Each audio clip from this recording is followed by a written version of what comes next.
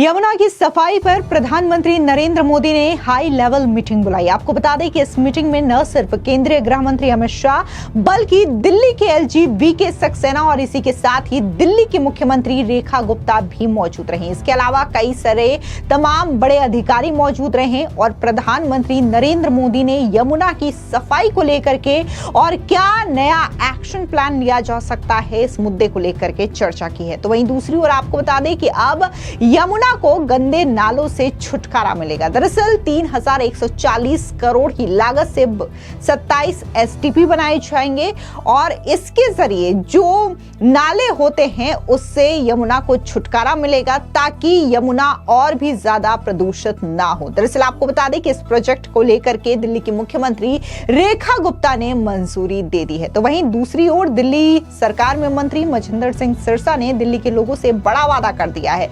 उनका कहना है कि 5 साल में ये जो कूड़ों का अंबार है, कूड़े का पहाड़ है, वो डायनासोर की तरह खत्म हो जाएगा। दरअसल आपको बता दें कि दिल्ली में कचरे के पहाड़ को एक बड़ी समस्या के तौर पर देखा जाता है। अब इसके निस्तारण के लिए दिल्ली की बीजेपी सरकार लगातार कोशिश कर रही है। इन सबके बीच में दिल्ली सरकार के पर्यावरण मंत्री मजिंदर सिंह सिरसा ने गुरुवार को कहा है कि शहर के कूड़े के ढेर अगले 5 सालों में डायनासोर की तरह खत्म हो जाएंगे। उन्होंने जोर देते हुए कहा कि सरकार कचरे की प्रोसेसिंग में तेजी लाने के लिए एक अतिरिक्त एजेंसी को काम पर रखने की संभावना तलाश रही है। दरअसल आपको बता दें कि गाजीपुर लैंडफिल साइट का निरीक्षण करते हुए पर्यावरण मंत्री ने कहा कि सरकार पुराने कचरे को साफ करने और शहर को कचरे के विशाल ढेर से मुक्त करने के लिए युद्ध स्तर पर काम कर रही है जो पहाड़ों की तरह जमा हो गए हैं। उन्होंने कहा कि मैं वादा करता हूं कि दिल्ली में कचरे के पहाड़ डायनासोर की तरह गायब हो जाएंगे। सुनिए पर्यावरण मंत्री मजिंदर सिंह सिरसा का ये बयान।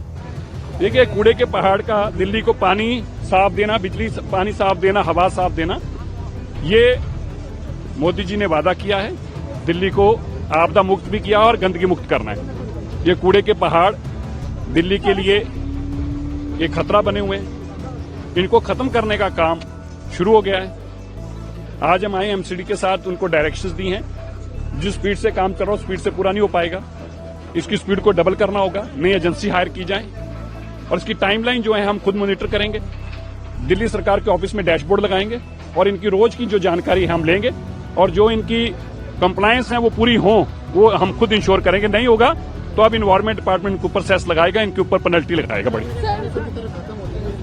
मैं इसलिए कह रहा हूं क्योंकि जैसे डायनासोर अब नहीं दिखते, कूड़े के पहाड़ नहीं दिखेंगे, हम इंश्योर करते हैं अगले 4 से 5 साल में ये बिल्कुल दिखने बंद हो जाएंगे। उसके लिए क्या करना, हम वही काम कर रहे हैं। हर करप्ट बेईमान जिसने दिल्ली को लूटने की कोशिश की है उसके घर पे रेड होगी, उससे हिसाब लिया जाएगा। और जो आज पंजाब में लूट रहे हैं मैं उनको भी आगाह करना चाहता हूं, पंजाब के लुटेरो, पंजाब छोड़ दो वरना यही असर होगा जो दुर्गेश का, अरविंद केजरीवाल, मनीष सिसोदिया और सत्येंद्र जैन जी का हुआ है। इसके अलावा मजिंदर सिंह सिरसा ने कहा कि साइट पर जमा 70 लाख मीट्रिक टन कचरे से 14-15 लाख टन का पहले ही निपटान हो चुका है। उन्होंने कहा कि बायो माइनिंग के काम की गति बढ़ गई है। अगले 6 महीने में लगभग 7000 से 8000 मीट्रिक टन कचरे का निपटान प्रतिदिन किया जाएगा। साथ ही मजिंदर सिंह सिरसा ने कहा कि उन्होंने एमसीडी अधिकारियों को निर्देश दिया है कि वे सुनिश्चित करें कि नया ठेकेदार अगले 4 से 5 महीने में प्रतिदिन कम से कम 8000 मीट्रिक टन कचरे का निपटान करे। उन्होंने चेतावनी दी है कि अगर वे लक्ष्य पूरा करने में विफल रहते हैं तो जुर्माना भी लगाया जाएगा। दरअसल आपको बता दें कि दिल्ली सरकार कचरे की प्रोसेसिंग में तेजी लाने के लिए एक अतिरिक्त एजेंसी को काम पर रखने की संभावना तलाश रही है। दिल्ली के पर्यावरण मंत्री मजिंदर सिंह सिरसा ने कहा कि हम सचिवालय में एक डैशबोर्ड के माध्यम से प्रतिदिन प्रगति की निगरानी कर रहे हैं। ये प्रधानमंत्री नरेंद्र मोदी के दृष्टिकोण के अनुरूप की गई प्रतिबद्धता है और हम इसे बिना किसी चूक के पूरा करने के लिए दृढ़ है। सिरसा ने यह भी रेखांकित किया है कि काम तेजी से आगे बढ़ रहा है और अगले 5 से 6 सालों में कचरे को पूरी तरीके से हटाने के लिए हर संभव प्रयास किया जा रहा है। इस बीच आपको बता दें कि दिल्ली की मुख्यमंत्री रेखा गुप्ता जो है अभिनंदन समारोह में पहुंची। सुनिए क्या कुछ दिल्ली की मुख्यमंत्री रेखा गुप्ता ने कहा। बहुत ही सीनियर लीडर और हमेशा संसद में अपनी पुरजोर आवाज के साथ विपक्ष को चुनौती देते हुए हर विषय पे देश की आवाज बनकर आप बोलते हैं। जब आप दोनों लोगों को मैं देखती हूं तो लगता है कि हमारा जो ये 7 सिस्टर्स हैं, हमारी नॉर्थ ईस्ट का पूरा बेल्ट कितना मजबूत है, जिसकी आवाज बनकर के पूरे देश में आप गूंजते हैं।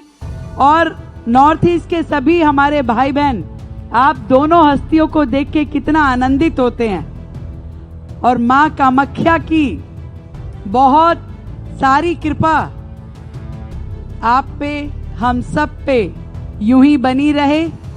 आज का ये बिहू दिवस हमारे असम के परिवारों के लिए जो दिल्ली में रहते हैं, मैं उन सबको ढेरों शुभकामनाएं देती हूँ। मैं अक्सर बोलती हूँ किरण जी की दिल्ली तो एक मिनी इंडिया है। यहाँ जम्मू कश्मीर से लेके कन्याकुमारी तक और गुजरात से लेकर के असम, मिजोरम, मणिपुर तक हर राज्य के लोग रहते हैं और ये उनका परिवार है। दिल्ली उनका अपना राज्य है। तो दे हैव 2 नेटिव स्टेट्स, एक उनका लोकल और एक दिल्ली। तो आज दिल्ली की मुख्यमंत्री होने के नाते मैं दिल्ली में रहने वाले अपने सभी असमिया परिवारों को, सभी भाई बहनों को बिहू दिवस की बहुत ढेर सारी बधाई देती हूँ, शुभकामनाएं देती हूँ। और ये शहर आपका अपना है और ये सरकार आपकी अपनी है। हमेशा आपके सुख दुख में साथ रह करके आपकी समृद्धि के लिए, वेल ऑफ के लिए काम करेंगे और मिल करके एक भारत श्रेष्ठ भारत, इस परिकल्पना को जो हमारे प्रधानमंत्री नरेंद्र मोदी जी ने हम सब के लिए की है, उसको यथार्थ करेंगे, उसको साक्षात करेंगे और धरती पे एक बड़े परिवार के रूप में एक दूसरे का साथ निभाते हुए विकसित भारत, विकसित दिल्ली को लेके जाएंगे। Thank you so much all of you. आप सबको फिर से मेरी ओर से ढेर सारी बधाई, शुभकामनाएं। दरअसल आपको बता दें कि जब से दिल्ली में रेखा सरकार का गठन हुआ है, चाहे फिर वो यमुना की सफाई का मुद्दा हो, कचरे प्रबंधन का मुद्दा हो, इन तमाम चीजों को लेकर के एक के बाद एक कड़े और बड़े फैसले लिए जा रहे हैं। ऐसे में आप खुद यमुना की सफाई की निगरानी जो है प्रधानमंत्री नरेंद्र मोदी की ओर से की जा रही है और इसको लेकर के बाकायदा हाई लेवल मीटिंग भी की गई है। और इस मीटिंग की अध्यक्षता जिस तरीके से प्रधानमंत्री मोदी की ओर से की गई है, इसमें गृह मंत्री अमित शाह तो मौजूद थे ही, साथ ही दिल्ली के एलजी मुख्यमंत्री रेखा गुप्ता और तमाम बड़े आला अधिकारी भी मौजूद थे। आपको बता दें कि बीजेपी सरकार के राज में ही गुजरात का जो साबरमती रिवर फ्रंट है उसका विकास हुआ है। साबरमती जो नदी है वो भी इसी तरीके से प्रदूषित थी, लेकिन गुजरात में जिस तरीके से बीजेपी की डबल इंजन सरकार ने काम किया, आज साबरमती रिवर फ्रंट बन चुका है और वहां पर तमाम सैकड़ों की तादाद में जो लोग हैं वो घूमने के लिए जाते हैं और इसकी खूबसूरती काफी ज्यादा देखने को मिलती है। अब ऐसी ही योजना जो है दिल्ली की यमुना को लेकर के भी कहीं ना कहीं